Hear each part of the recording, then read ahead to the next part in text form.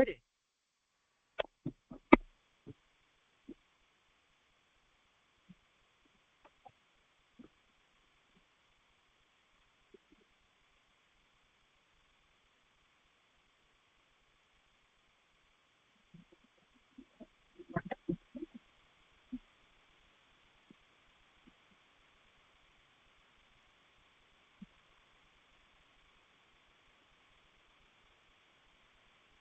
નમો લોહે સૌહરિહંતાણમ નમો લોહે સૌહૃદાનમ નમો લોહે સૌઆયર્યાણમ નમો લોહે સૌજ્યાયાણમ નમો લોહે સૌત્રિકાવતી શ્રાવણમ ઓમકારમિંદુ સંયુક્ત નિત્યમ જયંતિ યોગિના કામદમ મોક્ષદો છે ઓંકારાય નમો નમઃ મંગળમ ભગવાન મંગળમ ગૌતમોનિ મંગળમ કુંકુંડાર્ય વિજેન્દ્રમોષ મંગળમ નમઃ સમરિસારાય સ્વાનુભૂત્યા ચકાસ્તે સ્વભાવાય ભવાય સર્વઃ વિભાવ નિયુત નિરાકાર.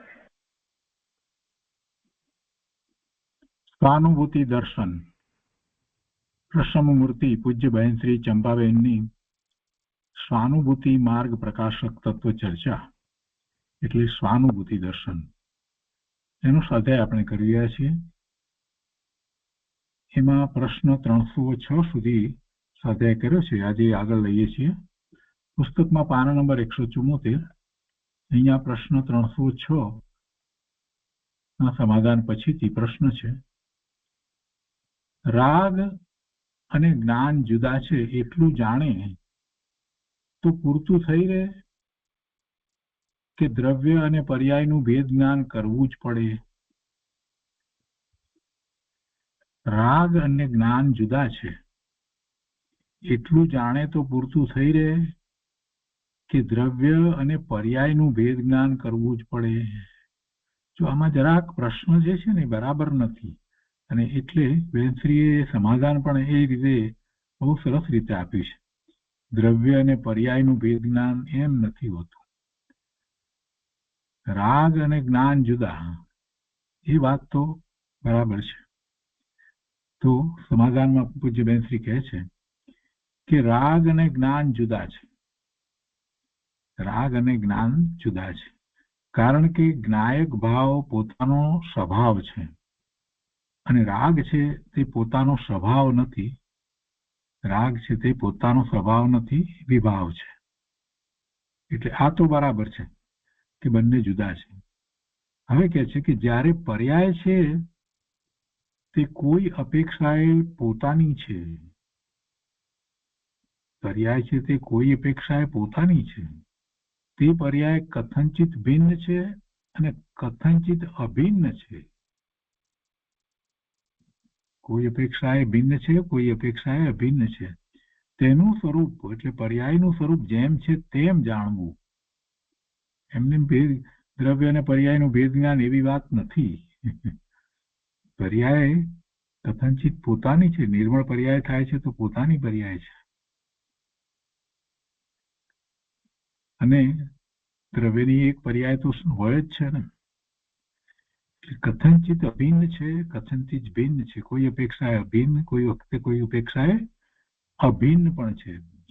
જુદી નથી. અભિન્ન એટલે જુદી નથી. તો તેનું સ્વરૂપ જેમ છે તેમ જાણવું. તે દ્રવ્ય ગુણ પર્યાયને જાણે ખરો, પણ પર્યાયની કોટીને પર્યાય રીતે જાણે. પર્યાયને પર્યાય રીતે જાણે અને વિભાવથી જે રીતે ભિન્નતા છે તે રીતે ભિન્નતા જાણે. વિભાવથી પોતાને ભિન્નતા છે તો એવી ભિન્નતાને પણ એ રીતે જાણે. પર્યાયને પર્યાય રીતે જાણે. તે વિભાવને સર્વથા ભિન્ન જાણે કે આ મારો સ્વભાવ નથી. એ વાત બરાબર. વિભાવને સર્વથા પોતાથી ભિન્ન જાણે કે આ મારો સ્વભાવ નથી. અને પર્યાયનું જેવું કથંચિત ભિન્ન અને અભિન્ન સ્વરૂપ છે એવું જાણે. પર્યાયનું કથંચિત ભિન્ન કથંચિત અભિન્ન સ્વરૂપ છે તો તેવું જાણે. તેના પ્રયત્નમાં જેવા વિભાવ અને સ્વભાવના ભાગલા પડે છે એવી જાતના સર્વથા ભાગલા પર્યાય સાથે નથી પાડતું. સ્વભાવ અને વિભાવના ભાગલા તો હંમેશા છે જ, એ તો ભાગલા પડે જ. સ્વભાવથી વિભાવ જુદો જ રહે. ત્રણ કાળમાં સ્વભાવ અને વિભાવ એક રૂપ હોય નહીં, એક સરખા હોય નહીં. ક્યારેય કોઈ અપેક્ષાથી સ્વભાવ વિભાવ એ એક રૂપ હોય નહીં, કોઈ રીતે ન હોય. એનું અભિન્નપણું હોય જ નહીં. એ ભિન્ન ભિન્ન ભિન્ન ભિન્ન સ્વભાવ અને વિભાવ તો ભિન્ન જ હોય ને એના તો ભાગલા પડે છે. તો કે છે કે એવી જાતના સર્વથા ભાગલા પર્યાય સાથે નથી પાડતો. દ્રવ્યથી એવી રીતે પર્યાય ભિન્ન નથી પાડતો. ક્યારેક અભિન્ન પણ છે ને ક્યારેક ભિન્ન છે. એટલે પર્યાયને તો એ રીતે સમજવાની છે. તેના જ્ઞાનમાં તે પર્યાયને જાણે છે અને દ્રવ્યને મુખ્ય કરે છે. દ્રષ્ટિ દ્રવ્યની કરવી છે તો મુખ્ય કરે છે અને પર્યાયને ગૌણ કરે છે. પણ પર્યાય સર્વથા ભિન્ન છે એવી જાતનું ભેદ જ્ઞાન તેમાં આવતું નથી. પર્યાય સર્વથા ભિન્ન છે એવી જાતનું ભેદ જ્ઞાન તેમાં આવતું નથી. પેલો વિભાવ તો સ્વભાવથી સર્વથા ભિન્ન જ છે, પણ અહીંયા પર્યાયની વાત કરે છે કે પર્યાય સર્વથા ભિન્ન જ છે એવી જાતનું ભેદ જ્ઞાન તેમાં આવતું નથી. તે પર્યાયને ગૌણ કરે છે અને દ્રવ્યને મુખ્ય કરે છે. દ્રષ્ટિનો વિષય દ્રવ્ય છે એટલે જેવો વિભાવ અને સ્વભાવનો ભેદ પડે છે તેવો પર્યાય અને સ્વભાવનો ભેદ નથી પડતો. સ્વભાવ ભાવે થાય છે તે પર્યાય પોતાની છે. સ્વભાવ સાથે અભિન્ન એવી પર્યાય પણ હોય છે. કેમ કે પર્યાય કથનચિત અભિન્ન છે એટલે જે જેમ હોય તેમ જાણવાનું હોય છે. બહુ સરસ સમાધાન આપ્યું. હવે એ 307મા પ્રશ્નનું સમાધાન થયું. એ પછી 308મો પ્રશ્ન છે. ગુણસ્થાન વાળો ચોથા ગુણસ્થાન વાળો નિર્વિકલ્પ દશામાં હોય અને પાંચમા ગુણસ્થાન વાળો સવિકલ્પ દશામાં હોય તો આનંદનું વેદન વિશેષ કોને હોય? પ્રશ્ન પણ ખોટો. પહેલા પણ ખોટો છે, જરા ખોટી વાત હતી. અહીંયા પણ પ્રશ્નમાં પણ ભૂલ. અને હવે બેનશ્રી એ વાત સમજાવશે. કમ્પેરિઝન તુલના કોની થાય? સવિકલ્પની સાથે સવિકલ્પની ને નિર્વિકલ્પ સાથે નિર્વિકલ્પની. આ તો શું કરે છે કે ચોથા ગુણસ્થાન વાળો નિર્વિકલ્પ દશામાં હોય અને પાંચમા ગુણસ્થાન વાળો સવિકલ્પ દશામાં હોય તો આનંદનું વેદન વિશેષ કોને હોય? એટલે એના મનમાં એક વાત પેલી લેવી છે ને કે નિર્વિકલ્પ દશાની અંદર વિશેષ આનંદ હોય સવિકલ્પ કરતા. એટલે એને એમાં એટલે સુધી લીધું કે પાંચમા ગુણસ્થાન વાળો સવિકલ્પમાં હોય એના કરતા એમ કે ચોથા ગુણસ્થાન વાળાનું નિર્વિકલ્પ છે ત્યારે આનંદનું વેદન વિશેષ હોય ને એમ. એવું એને મનમાં જે એક વિકલ્પ રહી ગયો છે ને તો એને આવો પ્રશ્ન કર્યો કે ચોથા ગુણસ્થાન વાળો નિર્વિકલ્પ દશામાં હોય અને પાંચમા ગુણસ્થાન વાળો સવિકલ્પ દશામાં હોય તો આનંદનું વેદન વિશેષ કોને હોય? તો બેનશ્રીએ બહુ સરસ જવાબ આપ્યો છે કે એવી તુલના હોય નહીં, એવી કમ્પેરિઝન હોય નહીં. સમાધાનમાં કહે છે બેનશ્રી કે નિર્વિકલ્પ દશામાં આનંદનું વેદન જુદું જ હોય છે. નિર્વિકલ્પ દશામાં આનંદનું વેદન જુદું જ હોય છે. એનો પ્રકાર જુદો. એ આનંદ જે છે એને બારમાં કોઈ માંથી બારમાં પરમાં જે આનંદની કલ્પના કરી છે એની માંથી કોઈ વસ્તુ સાથે એ આનંદને સરખાવી શકાતો જ નથી. એ આનંદનું વેદન જુદું જ હોય છે. નિર્વિકલ્પ દશામાં આનંદનું વેદન જુદું જ હોય છે. એક વાત. બીજી વાત કે છે કે તેનો સવિકલ્પ સાથે મેળ કરાય જ નહીં. એનો સવિકલ્પ સાથે મેળ કરાય જ નહીં. સરખામણી સવિકલ્પની સવિકલ્પ સાથે કરાય, નિર્વિકલ્પ સવિકલ્પની સરખામણી કરાય જ નહીં. ચોથા ગુણસ્થાનની સવિકલ્પ દશા કરતા પાંચમા ગુણસ્થાનની સવિકલ્પ દશામાં શુદ્ધિ, નિર્મળતા, શાંતિ, સમાધિ વધારે છે. એટલે સવિકલ્પની તુલના કરાય. સવિકલ્પ સાથે સવિકલ્પની કરાય. સવિકલ્પ સાથે સવિકલ્પની અને નિર્વિકલ્પ સાથે નિર્વિકલ્પની સરખામણી કરાય. જો નિર્વિકલ્પ સવિકલ્પ જેવું થઈ ગયું તો નિર્વિકલ્પ કાંઈ જુદું જ રહ્યું જ નહીં, જુદું રહ્યું જ નહીં. તમે નિર્વિકલ્પ ને સવિકલ્પ ને એવી સરખામણી કરો એનો અર્થ શું થયો?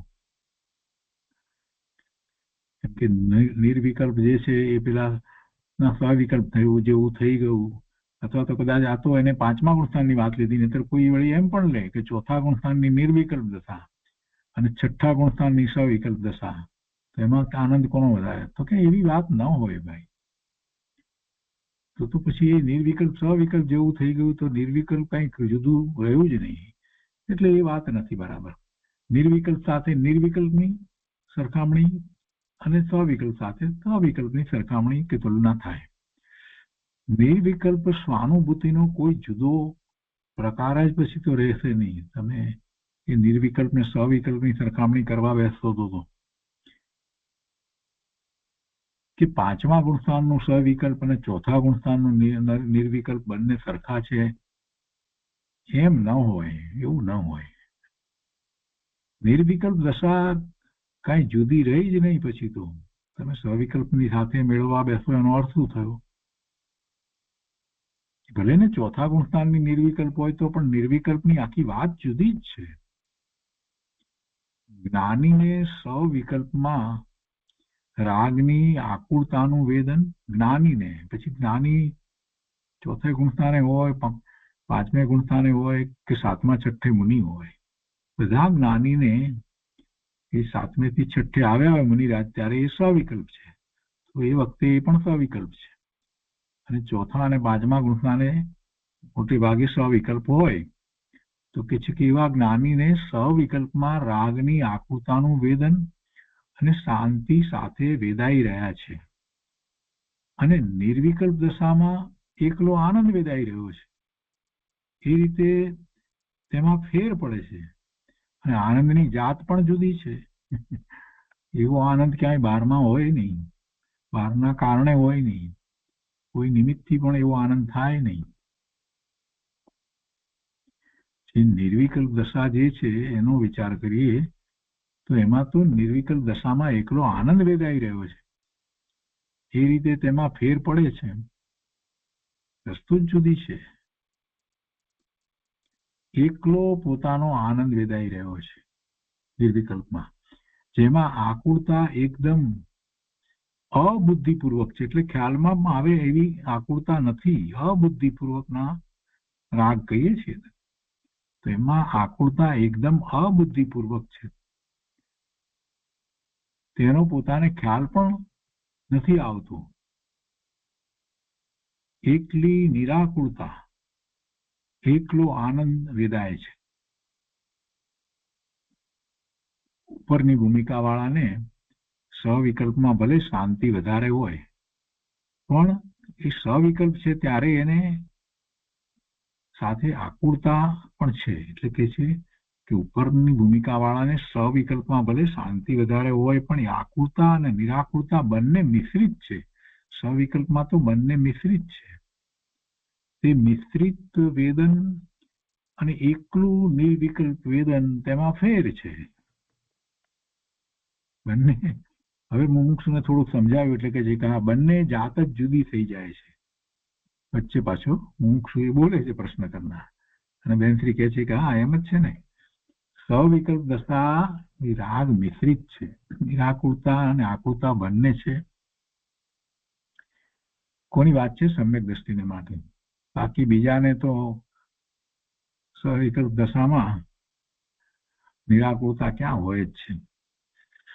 એ કે છે કે નિર્વિકલ્પ દશામાં એકલો આનંદ છે એમ ફેર છે. વિભાવ સ્વભાવ વચ્ચે જેવો ભેદ છે એવો ભેદ નહીં. શું કે છે? વિભાવ અને સ્વભાવ વચ્ચે જેવો ભેદ છે એવો ભેદ નહીં.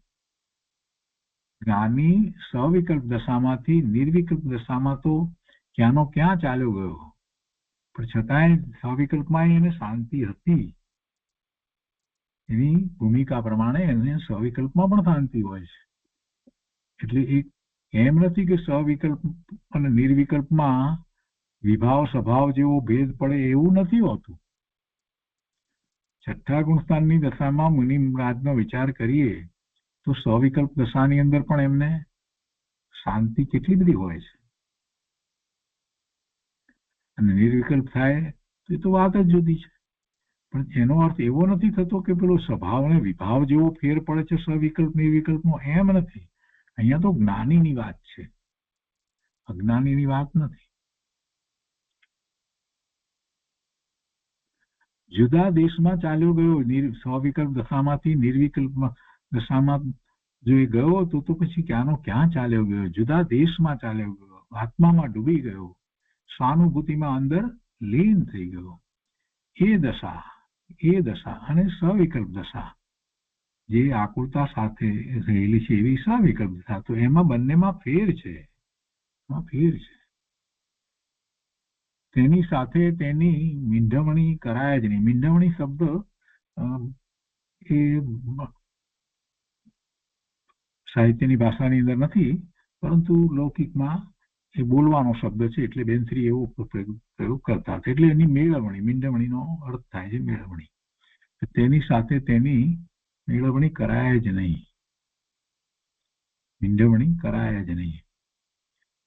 ચોથે ગુણસ્થાને સમ્યક દ્રષ્ટિની ભૂમિકા નીચી છે અને દશા વધી ગઈ છે એવું પણ નથી,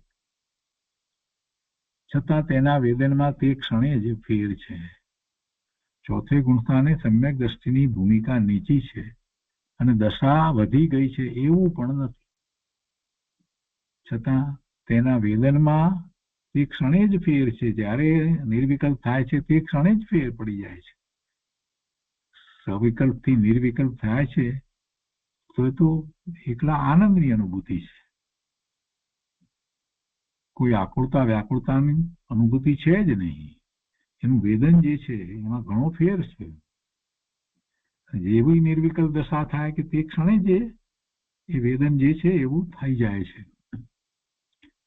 મુક્ષુ પાછો પ્રશ્ન કરે છે એમાં કે સવિકલ્પ દશામાંથી પરિણતિમાં સાથે આકુરતા રહેલી છે.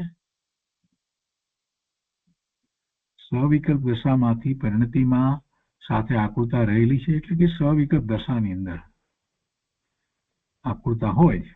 બેનશ્રી કહે છે કે આકુરતાની સાથે પરિણતિમાં શાંતિ પણ છે. સવિકલ્પ દશામાં જે આકુરતા રહેલી છે એ પરિણતિમાં નથી, પરિણતિમાં શાંતિ છે. એ જરાક વધારે અહીંયા સ્પષ્ટ કરે છે. બેનશ્રી કહે છે કે આકુરતાની સાથે, આકુરતા જુદી વસ્તુ છે, તો આકુરતાની સાથે જે પરિણતિમાં શાંતિ પણ છે, તે સવિકલ્પ દશાની એની પરિણતિ છે એમાં એને શાંતિ પણ છે. અને આકુરતા અને શાંતિનું પ્રમાણ જેમ જેમ એની દશા ઊંચી થતી જાય, ગુણસ્થાન આગળ થતું જાય, તેમ તેમ એમાં ફેર પણ પડતો જાય છે. આકુરતા ઘટતી જાય છે, શાંતિ વધતી જાય છે. આ સવિકલ્પ દશાની વાત ચાલે છે. નિર્વિકલ્પમાં તો આકુરતા છે જ નહીં, એટલે એની તો કોઈ વાત નથી. એનાથી કહે છે કે આકુરતાની સાથે પરિણતિમાં શાંતિ પણ છે. ઉપયોગ બહાર જાય છે તેમાં આકુરતા સાથે રહેલી છે. ભલે ને શુભભાવ હોય, બહારમાં ઉપયોગ હોય તો એ પ્રશસ્ત હોય તો પણ એ આકુરતા છે. ઉપયોગ બહાર જાય છે તેમાં આકુરતા સાથે રહેલી છે. પ્રશસ્ત કે અપ્રશસ્ત ભાવ જે હોય તે પણ તેની સાથે આકુરતા છે. પ્રશસ્ત એટલે શુભ ભાવ અને અપ્રશસ્ત એટલે અશુભ ભાવ. બારમાં લક્ષ જાય એટલે કાં તો શુભ ભાવ હોય ને કાં તો અશુભ ભાવ હોય, એટલે પ્રશસ્ત કે અપ્રશસ્ત ભાવ હોય તો એમાં એની સાથે આકુરતા છે, એની સાથે આકુરતા છે. રાગનો વિકલ્પ છે. શુભ ભાવ હોય અશુભ ભાવ હોય, રાગનો વિકલ્પ છે. એકલું નિર્વિકલ્પ વિકલ્પ વગર નિવૃત્તિમય પરિણતિ એકલી શાંતિમય પરિણતિ જ્યાં બીજો કોઈ વિકલ્પ ઉઠતો નથી, અરે જ્યાં સૂક્ષ્મ અબુદ્ધિપૂર્વકનો વિકલ્પ પણ એકદમ ગૌણ છે, જાણે છે કે નથી, એવી દશા. એટલે કે એવો કોઈ અબુદ્ધિપૂર્વકનો વિકલ્પ પણ જાણે કે નથી, એવી દશા. તે દશાની સાથે સવિકલ્પતાની મીંડવણી મેળવણી ન કરાય. ભૂમિકા ભલે વર્તમાન ગમે તે હોય, એટલે ચોથાની હોય, પાંચમાની હોય, છઠ્ઠા સાતમાની હોય, પણ એની મેળવણી સવિકલ્પ સાથે નિર્વિકલ્પની મેળવણી એવી રીતે ન કરાય.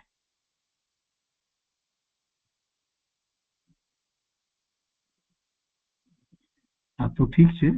આના જેવો કોઈને એવો પણ પ્રશ્ન થાય કે ચોથે ગુણસ્થાને એ નિર્વિકલ્પ છે, ત્યારે એને આનંદ વધારે હોય કે સમુશ્રણમાં ભગવાનની વાણી સાંભળતો હોય સવિકલ્પ થઈને, અને એ પણ મુનિ હોય, તો ત્યારે એમને આનંદ હોય. કોને વધારે આનંદ હોય? આવો કોઈ પ્રશ્ન કરે. સાક્ષાત તીર્થંકર ભગવાન પરમાત્મા બિરાજમાન હોય, એમની દિવ્ય ધ્વનિ હોય, એમના દર્શન હોય, સમુદ્રમાં બેઠો છે અને ભગવાનની દિવ્ય ધ્વનિ અને એ સાંભળી રહ્યો છે, ગ્રહણ કરી રહ્યો છે, એટલે સવિકલ્પ દશા છે. અને પાછા પોતે મુનિરાજ છે.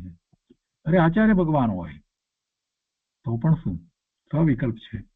અને પછી એની સાથે કોઈ એમ સરખામણી કરવા જાય કે તું ચોથા ગુણસ્થાન વાળા નિર્વિકલ્પ દશા છે, એમાં એને આનંદ વધારે હોય કે ત્યાં સમુશ્રણમાં એને આનંદ. જે સાતમા છઠ્ઠા ગુણસ્થાને મુનિરાજ છે, એ સવિકલ્પ દશામાં ભગવાનની દિવ્ય ધ્વનિ સાંભળે છે, ગ્રહણ કરે છે, તેમાંથી આનંદ કોને વધારે હોય? આવો પ્રશ્ન કોઈ કરે. પણ ભાઈ એવી મેળવણી કરાય નહીં, એવી સરખામણી ન થઈ શકે. કેમ કે બે વસ્તુ જુદી છે. અનુભૂતિ નથી થઈ ને એટલે તને આવા વિકલ્પો ઉઠે છે. ખરેખર તો એમ છે, જેને અનુભૂતિ થઈ છે એને ખ્યાલ છે કે જે અનુભૂતિમાં જે છે એ આનંદ એ આખો જુદી જાતનો છે, અને એને આનંદ કહેવાય. અને બારમાં આપણે કોઈ પ્રકારે પણ આનંદ કહીએ છીએ, ભગવાનના દર્શન થયા એટલે આપણને આનંદ થયો, પણ આ આનંદ ને આ આનંદની જાત જ જુદી છે.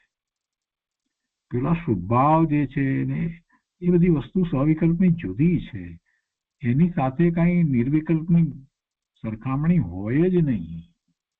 એની જાત જ જુદી છે, એ આનંદની જાત જ જુદી છે. શું થાય, ભાષામાં શબ્દો ઓછા એટલે પછી એક જ શબ્દ આનંદ શબ્દ બંને જગ્યાએ વાપરવામાં આવ્યો હોય એટલે આ ભાઈ એની સરખામણીને તુલના કરવા બેસી જાય, ચર્ચાઓ કરે એના ઉપર. પણ અનુભૂતિ જેને થઈ છે એ જાણે છે કે આ તો આખું જુદું છે, એ વખતની દશા જુદી છે, એની સરખામણી હોય નહીં. નિર્વિકલ્પ સાથે નિર્વિકલ્પની સરખામણી, સવિકલ્પની સાથે સવિકલ્પની સરખામણી.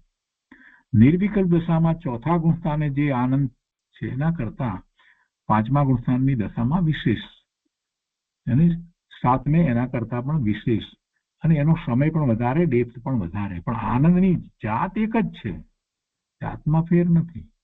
કેમ કે આત્મામાંથી આવે છે ને આનંદ, એની અનુભૂતિ છે ને, એટલે એ જ જાત છે. આગળ અહીંયા કે છે કે ભૂમિકા ભલે વર્તમાન ગમે તે હોય, પણ સવિકલ્પતાની મેળવણી નિર્વિકલ્પતા સાથે કરાય નહીં. તો એ રીતે 308મા પ્રશ્નનું સમાધાન થયું. આ 307 અને 308 બંને પ્રશ્નની અંદર પ્રશ્ન કરનારને ખ્યાલ નથી અને એ રીતે એને પ્રશ્ન કર્યા છે, તો પૂજ્ય બેનશ્રીએ એને સુધારી અને એની ભૂલ બતાવી કે તું ભાઈ શું વિચારે છે, તારો પ્રશ્ન જે છે એમાં જ તારે વિચાર કરવાની જરૂર છે. પેલા સમજ, પછી પ્રશ્ન કર. હવે એના પછીનો પ્રશ્ન છે 309મો પ્રશ્ન છે કે શ્રદ્ધાનું બળ મંદ કેમ પડી જતું હશે? શ્રદ્ધાનું બળ મંદ કેમ પડી જતું હશે? પૂજ્ય બેનશ્રી સમાધાન આપે છે કે તે બધાનું કારણ પોતે જ છે. રુચિ મંદ પડી જવી, શ્રદ્ધાનું બળ મંદ પડી જવું, આ બધું જે કંઈ થાય, અને ક્યારેક કેમ ડગી જવું શ્રદ્ધામાંથી, કે જે કંઈ થાય એ માટે કોઈ બીજું જવાબદાર હોય જ નહીં. એ બધો પોતાનો જ દોષ છે. એનું કારણ પોતાને વિશે છે, બીજા અન્યને વિશે નથી. કોઈ નિમિત્તને કારણે એ કંઈ થતું નથી. તે બધાનું કારણ પોતે જ છે, તેનું બીજું કારણ નથી. કોઈ કર્મને કારણે થાય છે એવી તો કોઈ વાત છે જ નહીં. પંડિતજીએ કહ્યું છે ને કે કર્મ વિચારે કૌન ભૂલ મેરી અધિકારી. વસ્તુ એમ જ છે, પોતાની જ ભૂલ છે. કર્મના ઉદયને કારણે કઈ થાય છે એવી વસ્તુ નથી, બીજા કોઈનું કારણ નથી. બીજા અન્ય પણ બાહ્યમાં પણ કોઈ પ્રસંગ કે સંયોગ કે બીજી વ્યક્તિ કે બીજા પદાર્થો સંયોગે કરીને મળ્યા હોય એ પણ કોઈ કારણ નથી. પોતે જ પ્રમાદને કારણે ક્યાંક ને ક્યાંક રોકાઈ જાય છે. પોતે જ પ્રમાદને કારણે ક્યાંક ને ક્યાંક રોકાઈ જાય છે. પ્રમાદ પોતાનો છે એટલે એને પછી એ વખતે એવી રુચિ કે શ્રદ્ધા કે એના જોર મંદ પડી જાય એટલે કે છે કે પોતાનો પ્રમાદ છે એટલે થઈ શકતું નથી, પુરુષાર્થ ઉપડતો નથી, એ પણ એક પોતાનો જ પ્રમાદ છે અને તેથી ક્યાંક રોકાઈ જાય છે. પણ પોતાને લાગે કે કરવા જેવું તો આ જ છે, કરવા જેવું તો આ જ છે, એમ અંદરથી જોર આવે તો પોતે પલટો મારે છે. વળી આકુરતા કે બહુ ખેદ કરવાથી પણ થતું નથી. એમ કે આ હવે કેમ આત્મામાં જવાતું નથી, કેમ થતું નથી, શ્રદ્ધા એનો પુરુષાર્થ કરતા હતા પણ હવે આમ કેમ શ્રદ્ધા ડગી રહી છે, આવું બધું કઈ થતું હોય તો એમાં એમ કે આકુરતા કરે કે ખેદ કરવાથી કઈ થતું નથી, પણ સાચો પુરુષાર્થ કરવો જોઈએ. પછી બેન્થરીનું એમ કેવું છે કે કરવા જેવું તો આ જ છે, એમ અંદરથી જોર આવે તો પોતે પલટો મારે છે. વળી આકુરતા કે બહુ ખેદ કરવાથી પણ થતું નથી. અતિશય દુઃખ અને આકુરતા કરે કે પ્રમાદ કેમ થાય છે, કેમ પ્રમાદ થાય છે મને, એવી આકુરતા કરે કે એને કારણે ખેદ કરે તો એથી કઈ લાભ થતો નથી, એનાથી પણ કાંઈ થતું નથી. ક્યાંક ક્યાંક મૂંઝાઈને ગભરાટ થાય તો પણ થતું નથી. એ બધી મૂંઝવણ થાય, આ થાય તે બધાથી કઈ લાભ નથી થતો. એ તો તેનો સરળતાથી રસ્તો વિચારે કે માર્ગ આ જ છે, પોતે જ્ઞાયક છે, ત્રિકાળ પોતે તો જ્ઞાયક જ છે. ગમે તે પર્યાયમાં જાય તો પણ એ તો પોતે ભગવાન આત્મા જ્ઞાન સ્વરૂપ જ છે. ત્રણ કાળમાં એ જ્ઞાન સ્વરૂપ જ રહ્યો છે. ભૂતકાળમાં તો વર્તમાનમાં રહ્યો છે અને ભવિષ્યમાં પણ રહેવાનો છે. જ્ઞાયક છે તો જ્ઞાયક જ છે. તે જ્ઞાયકને એકને જ ગ્રહણ કરવાનો છે. તે નહીં ગ્રહણ થવાનું કારણ એટલે કે એવો જ્ઞાયક પોતાને ગ્રહણ નહીં થવાનું કારણ શું છે? તો કે મારી પોતાની ખામી છે, મારો પ્રમાદ છે. બહારમાં બધે રોકાઈ રહ્યો છું, એ પ્રમાદ છે. તેથી મારું શ્રદ્ધાનું કાર્ય આવતું નથી. શ્રદ્ધા તો બરાબર કરી છે, જીનવાણીમાંથી કરી છે એટલે શ્રદ્ધા કરી છે બરાબર, પણ આને શું થાય છે કે છે કે શ્રદ્ધાનું બળ ઘટી ગયું એમ કે છે ને, એટલે બળ ઘટી ગયું એનો અર્થ એને તો કહેવું એ છે કે શ્રદ્ધાનું બળ મંદ કેમ પડી જતું હશે? કે શ્રદ્ધા કરેલી છે એ કઈ એમાં બળ હતું એવી વાત નથી, પણ એ શ્રદ્ધામાં પોતે કેટલા બળપૂર્વક રોકાય છે એ દળ તો પોતાનું છે. પોતાને કેટલું રુચિપૂર્વક આ નિર્ણય થયો છે એ પોતાનું છે. અને બહારમાં પછી ક્યાંક રોકાઈ રહ્યો છે તો પછી પેલી શ્રદ્ધા છે, સાચી શ્રદ્ધા હોવા છતાં પણ કાર્ય પછી જોઈએ એ પ્રમાણે આવતું નથી. મારું શ્રદ્ધાનું કાર્ય આવતું નથી. રવિશ્રુતના અભ્યાસ દ્વારા આપણે સાચી શ્રદ્ધા તો કરીએ છીએ, પણ પછી સ્વ તરફ વળવામાં, ઉપયોગને સ્વ તરફ વાળવામાં જે વિશેષ પુરુષાર્થ જોઈએ છે એ નથી. કેમ કે બહારમાં ક્યાંક હજી રસ પડે છે, બહારમાં રોકાઈ જવાય છે, અને એમાં બહારમાં રોકાઈ જવાય છે એમાંથી રસ્તો કાઢવો એ કોણ કાઢી આપે? કોઈ કાઢી ના આપે, પોતે જાતે જ કાઢવો પડે રસ્તો.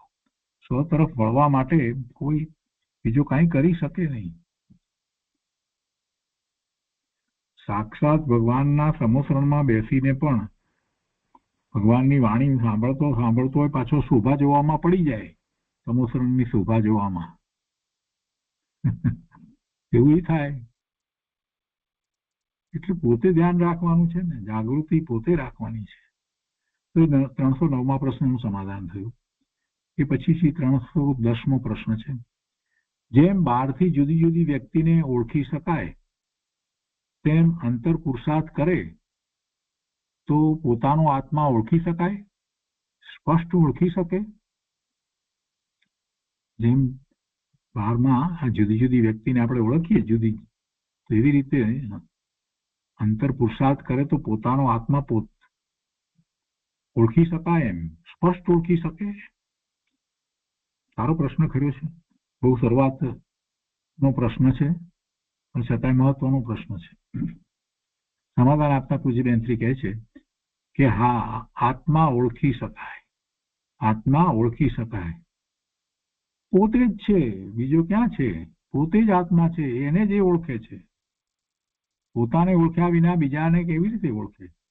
બીજા આત્મા છે એને કેવા છે એનો નિર્ણય તો જ્યારે એ પોતે પોતાને અનુભવે છે ત્યારે જ થાય. બીજાના નિર્ણય કરવા માટે જ્યાં સુધી પોતે પોતાને ઓળખતો નથી ત્યાં સુધી બીજા આત્મા વિશેનો નિર્ણય એનો સાચો ન હોય, ખોટો પણ હોય, મોટે ભાગે ખોટો હોય. આત્માની અનુભૂતિ કરે છે, સમ્યક દર્શન થાય છે, ત્યારે ખ્યાલ આવે છે કે આ આત્મા, અને પછી સમજાય છે કે સામે રહેલો વર્તમાન પર્યાયમાં ગમે તે પર્યાય ગમે તે ગતિમાં રહેલો આત્મા પણ એવો જ છે. પણ જ્યાં સુધી પોતાને અનુભૂતિ નથી થઈ ત્યાં સુધી મોટા ભાગે જે વર્તમાન પર્યાયમાં જે જીવને જુએ છે એને એ રીતે જ જોવાની ટેવ પડી ગઈ છે બધાને. અનાદિથી એમ જ છે. કીડીને આ મકોડાને આ બધાની તરફ કે મચ્છરને એ બધાની તરફની આપણી દ્રષ્ટિ કેવી છે? ત્યાં યાદ આવે છે કે ભગવાન આત્મા છે? નથી આવતું. આપણે એની ગતિ, એની પર્યાય, વર્તમાન પર્યાયને જ જોઈએ છીએ. ત્યાં એના આત્માને જોવાનો વિકલ્પ કેમ નથી આવતો? સમ્યક દ્રષ્ટિને બધે આત્મા દેખાય છે, ગમે તે ગતિમાં હોય તો પણ. કેમ કે એને અનુભૂતિ થઈ છે ને, એટલે ખ્યાલ આવે છે કે ઓહો, આત્મા તો આ છે.